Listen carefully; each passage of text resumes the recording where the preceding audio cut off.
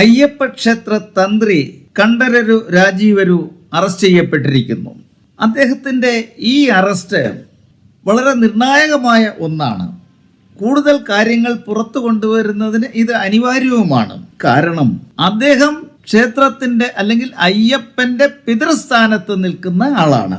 ശാസ്ത്രവിധി അനുസരിച്ച് എല്ലാ കാര്യങ്ങളിലും തന്ത്രിയുടെ അഭിപ്രായം തേടണം. തന്ത്രിയുടെ സമ്മതമുണ്ടെങ്കിൽ മാത്രമേ ചെയ്യാൻ പറ്റൂ. ക്ഷേത്രത്തിന് അകത്തും പുറത്തും നടക്കുന്ന കാര്യങ്ങൾ, വിഗ്രഹങ്ങളെ സംബന്ധിക്കുന്ന കാര്യങ്ങളെല്ലാം തന്നെ തന്ത്രിയാണ് അതിൻ്റെ ഉടമസ്ഥൻ, പിതൃസ്ഥാനീയൻ. ഇപ്പൊ ഇവിടെ ഈ ദ്വാരപാലക വിഗ്രഹങ്ങളില് പിച്ചളയായിരുന്നു പൊതിഞ്ഞിരുന്നത് എന്ന വ്യാജേന സ്വർണം പൂശാനെന്നും പറഞ്ഞുകൊണ്ട് കൊണ്ടുപോയ ചരിത്രമാണ് നമ്മുടെ മുമ്പിലുള്ളത്. തന്ത്രി അറിഞ്ഞില്ലെന്ന് പറയാൻ ഒക്കുമോ?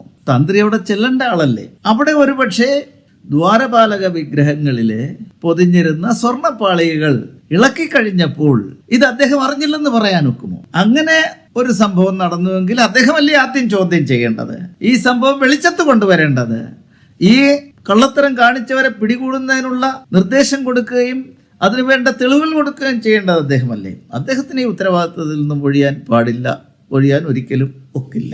നമുക്കറിയാം, ഒരു മുൻ തന്ത്രി ഈ കുടുംബത്തിലെ തന്നെ കണ്ഠരരു മോഹനരരു, അദ്ദേഹം ഒരു കേസിൽ പ്രതിയായി എൻ്റെ ചരിത്രത്തിലേക്കൊന്നും ഞാൻ കിടക്കുന്നില്ല.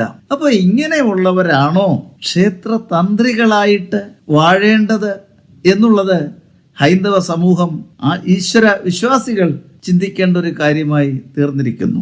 ഈ ക്ഷേത്രത്തിന്റെ സംവിധാനങ്ങൾ പലപ്പോഴും സാമുദായിക താല്പര്യങ്ങൾക്കും വ്യക്തി താല്പര്യങ്ങൾക്കും വേണ്ടി മാറ്റിമറിക്കുന്ന ചിത്രം വളരെ വളരെ പ്രകടമാണ്. ക്ഷേത്രത്തിന്റെ ഈ ഭരണം ഇപ്പം സർക്കാർ നടത്തുന്നു. പക്ഷേ സർക്കാർ ആരാ?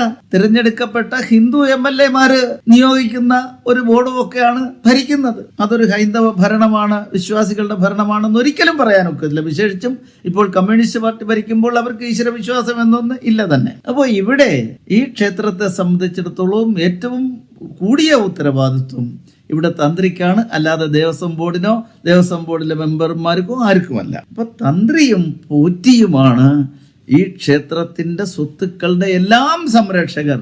അവരുടെ കയ്യിൽ വശം ഇരുന്ന സ്വത്തുക്കൾ, സ്വർണം നഷ്ടപ്പെട്ടിട്ടുവെങ്കിൽ അതിൻ്റെ ഉത്തരവാദിത്വം അവർക്ക് തന്നെയാണ്.